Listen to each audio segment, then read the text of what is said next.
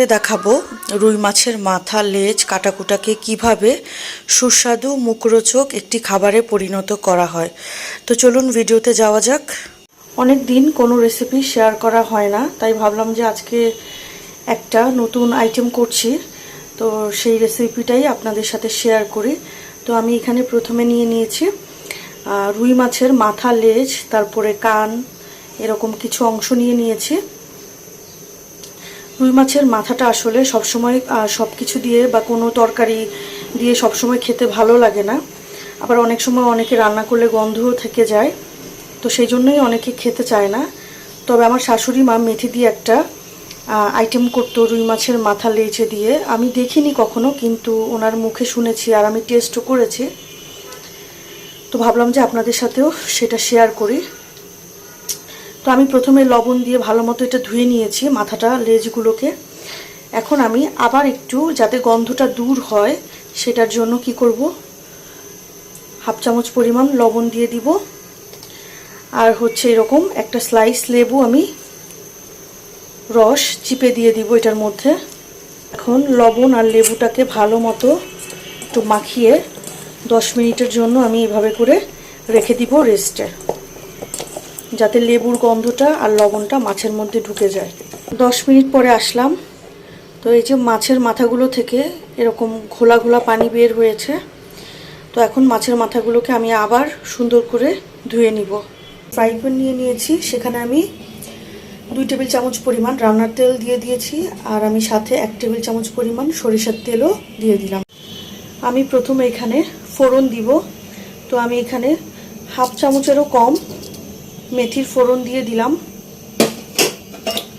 তেলটা অবশ্যই গরম হয়ে গেছে, একটু দেখেন এই অবস্থায় আমি ফোড়নটা দিয়েছি। তো এটাকে একটু ভেজে নিব।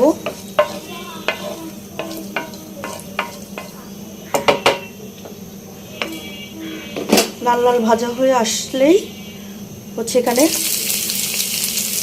হাফ কাপ পরিমাণ পেঁয়াজ কুচি দিয়ে দিব। পেঁয়াজগুলো কিন্তু বেরেস্তার মতো অত ভাজবো না, লাল লাল করে ভেজে নিব। রেসিপিটাতে আমরা একটু মশলাটা অনেকক্ষণ ধরে কষাবো, আর পেঁয়াজটাও অবশ্যই বেশি দেওয়ার ট্রাই করবেন। আমি তো এখন এখানে কাঁচা পেঁয়াজ কুচি দিয়েছি, সাথে আমি পেঁয়াজ বাটাটাও দিব বেশি পরিমাণে। পেঁয়াজটা লাল লাল হয়ে ভাজা হয়ে এসেছে। তো এখন এখানে আমি পেঁয়াজ বাটাটা দিয়ে দিব। এখন দিয়ে দিব হাফ চামচ পরিমাণ রসুন বাটা, আর হাফ চামচ পরিমাণ আদা বাটা। এখন মশলাগুলোকে আবার একটু কষিয়ে নিব। তো মশলাগুলো কষানো হয়ে গেছে। আমি এখানে একটু সামান্য পরিমাণ পানি দিব, যাতে গুঁড়া মশলাগুলো দিলে মশলাটা পুড়ে না যায়। প্রথমে পরিমাণ মতো লবণ দিয়ে দিচ্ছি, এরপরে 1 চামচ পরিমাণ মরিচ গুঁড়ো অ্যাড করে দিলাম। ঝালটা আপনারা আপনাদের পছন্দ মতো দিবেন। এবার হাফ চামচ পরিমাণ হলুদ গুঁড়ো দিয়ে দিলাম, হাফ চামচ পরিমাণ ধনিয়া গুঁড়ো, আর দিয়ে দিচ্ছি হাফ চামচ পরিমাণ জিরা গুঁড়ো। এবার এই মশলাগুলোকে কষানোর পালা। আমি অনেকক্ষণ ধরে কষাবো, আর হচ্ছে একটু পরপর পানি অ্যাড করব। অলরেডি একটা স্মেল আসা শুরু করেছে মেথি সাথে এই মশলাটার, সুন্দর স্মেল। আবার অল্প পরিমাণে পানি অ্যাড করলাম, আবার একটু সামান্য পরিমাণে পানি দিয়ে দিলাম। এতবার আসলে দেখানো পসিবল না, দেখালে যারা ভিডিও দেখছেন বিরক্ত হয়ে যেতে পারেন। তেলটা ভেসে উঠেছে, আর আমি যে কুচি পেঁয়াজগুলো দিয়েছিলাম সেগুলো নরম হয়ে এসেছে। আমি 5-6 বার পানি দিয়ে দিয়ে অল্প আঁচে করে কষিয়েছি। তো পেঁয়াজগুলো নরম হয়ে এসেছে। যখন আপনাদের এইরকম অবস্থায় চলে আসবে, তখন আপনারা মাছের মাথাগুলো দিয়ে দিবেন।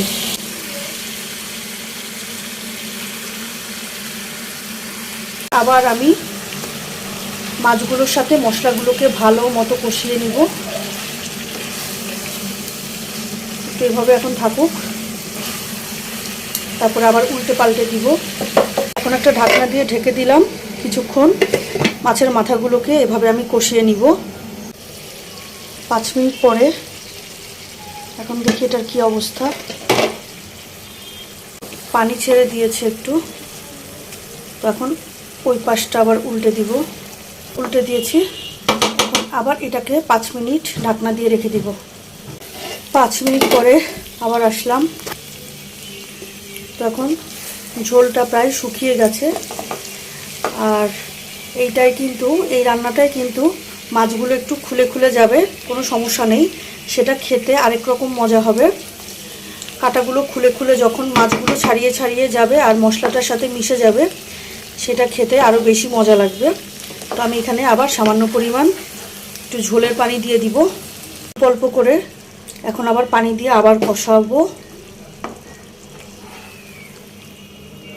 মাথা থেকে মাছগুলো খুলে গেলেও কিন্তু ভয় পাওয়ার কিছু নেই।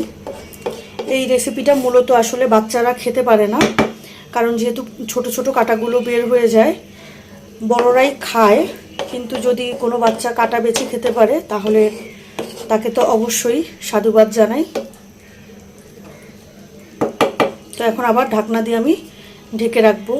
আবার আসলাম 5 মিনিট পরে দেখার জন্য কি অবস্থা।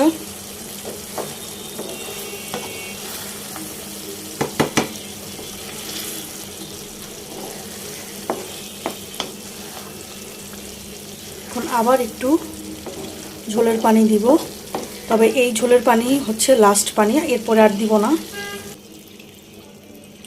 এখন আবার ঢাকা দিয়ে রাখবো।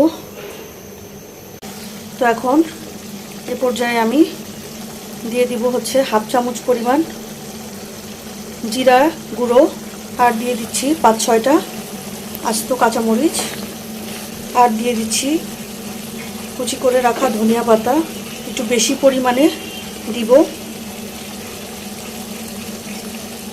এখন অল্প আঁচে দিয়ে ঢাকনা দিয়ে দমে বসিয়ে রাখবো। তো ঢাকনাটা উঠিয়ে দেখবো কি অবস্থা।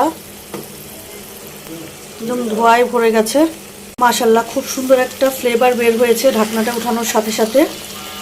আর হচ্ছে দেখতেও খুব সুন্দর হয়েছে। ধোয়ার জন্য যদিও বোঝা যাচ্ছে না, কিন্তু আমি কালারটা বুঝতে পারছি। রান্না আমার কমপ্লিট। খেতে এই রেসিপিটা কিন্তু সত্যি খুবই মজার হয়।